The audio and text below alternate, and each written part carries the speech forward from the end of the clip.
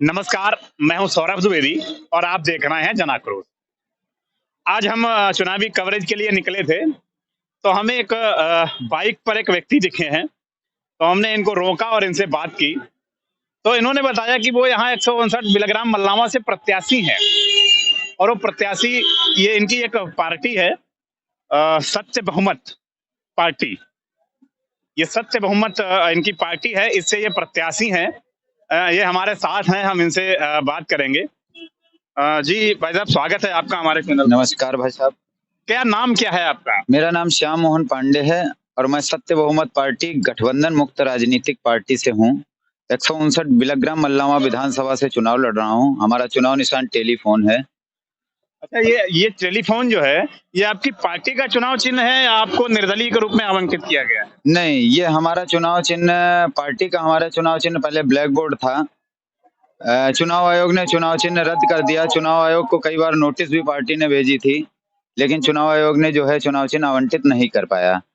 लेकिन यहाँ पे लिस्ट में चुनाव चिन्ह ब्लैक बोर्ड होने के कारण मुझे टेलीफोन चुनाव निशान दिया गया।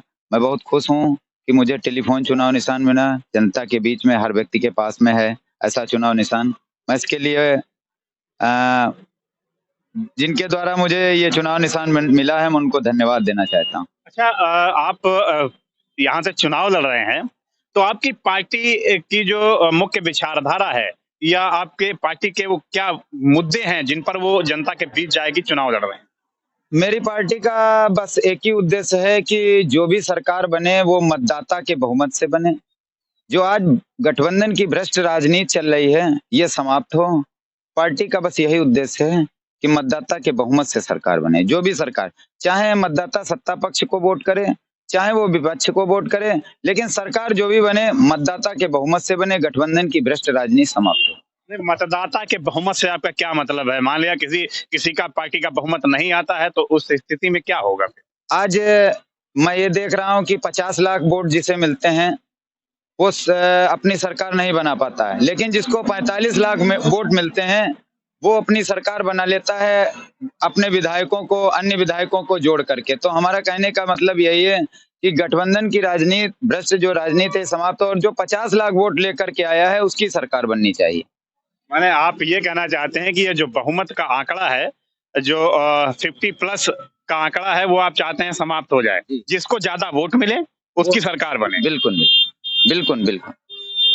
तो अभी तो फिलहाल ये स्थिति है, यहाँ जो चल रही है प्रक्रिया, उनके अनुसार जिसके ज्यादा विधायक हैं, जैसे मान लिया उत्तर प्रदेश में 403 विधानसभा है, तो 50 प्लस जिसके विधायक हो जाएंगे, 202 जिसके विधायक हो जाएंगे, उसकी सरकार बन जाएगी। अब वो किस पार्टी के हैं या कौन सी पार्टी समर्थन दे रही है, इससे जो राज्यपाल है या संवैधानिक प्रक्रिया है उसको कोई फर्क नहीं पड़ता।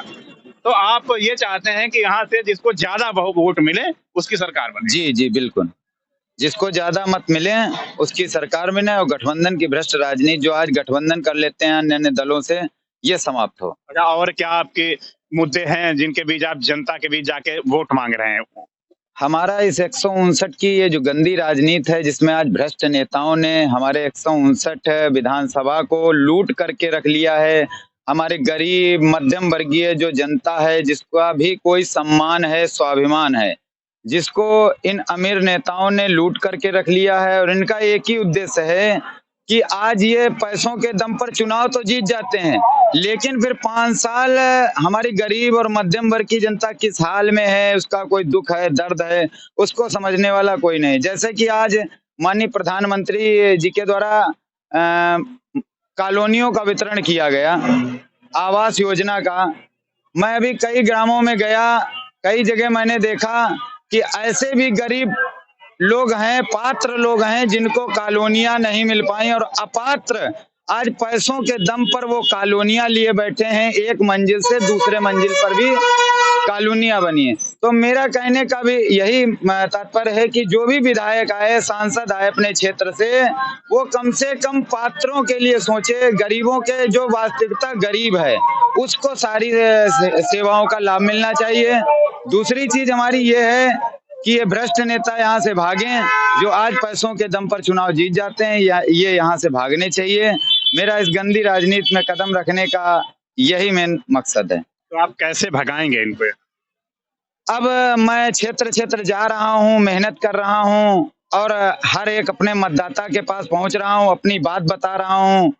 मतदाता अगर समझदार होगा, क्योंकि मतदाता अब समझ चुका है, जाग चुका है और वो ये भी जानता है कि इन नेताओं ने चाहे इतने साल सपा रही, बसपा रही, भाजपा रही, कांग्रेस रही, कई पार्टियों के यहाँ पर विधायक रहे, लेकिन गरीब और मध्यम वर्गीय जनता का सुनने वाला कोई भी नहीं। यहाँ से जो विधायक हैं, आशीष सिंह आसू वर्तमान में विधायक हैं, और जो बसपा के कैंडिडेट हैं वो 2 बार यहाँ से विधायक रहे हैं। और कुछ नए चेहरे भी इस बार मैदान में हैं। सब सपा से ब्रजेश वर्मा टिल्लू भैया और सुभाष पाल कांग्रेस से चुनाव लड़ रहे हैं। इन सबके बीच आप अपने को किस प्रकार से देखते हैं, कैसे इनसे फाइट करेंगे आप? मैं बता दूं और अपनी जनता को भी, जो लोग मुझे देख रहे हैं, मैं ये बताना चाहता हूं, ये तो 23 मार्च को जनता बताएगी कि वास्तविकता में अब की बार टेलीफोन की भी घंटी 23 फरवरी को टेलीफोन की भी घंटी मतदाता के इस उंगली से दबेगी। और ये मैं जानता हूं कि मतदाता अब की से जहां जहां मैं गया हूं कि उस जगह से हमारी टेलीफोन की घंटी जरूर दबेगी। और इन बड़े बड़े योद्धाओं को मुझे एक बार ये बताना है कि वास्तविकता एक बाइक से चलकर, एक पैदल चलकर प्रत्याशी भी कुछ कर सकता है इस क्षेत्र में। अच्छा, आप इस बाइक से ही अपना जनसंपर्क कर रहे हैं और अकेले ही लोगों के बीच जा रहे हैं, तो आपकी बात जनता कैसे सुने? आपके पास देखिए, इन लोगों के पास इतना बड़ा हुजूम है, 150 लोग इनके साथ चल रहे हैं, हर गांव में इनके सभाएं हो रही हैं और आप इस बाइक से जाके चुनाव लड़ रहे हैं, तो आप कैसे इनका सामना कर पाएंगे? वैसे बाइक पे चलने का, मैं बहुत ही गरीब घर से प्रत्याशी हूँ। मेरे पास न खेत है न कुछ भी है। मेरे पिताजी की एक पान की छोटी सी दुकान है जिससे जीवन यापन हमारा चलता है। बस मेरा इस राजनीति में उतरने का एक ही मकसद है कि हमारी गरीब जनता को जो सम्मान मिलना चाहिए वो मिले। और ये जो लोग बड़ा बड़ा जुलूस लेकर के चलते हैं, ये 200-300 रुपए पर आदमी खरीद करके अपने पीछे चला करके जो जुलूस निकालते हैं, जनता अब जाग चुकी है, जनता समझदार हो चुकी है और जनता ये भी जानती है कि बाइक से चलने वाला क्या नहीं कर सकता है।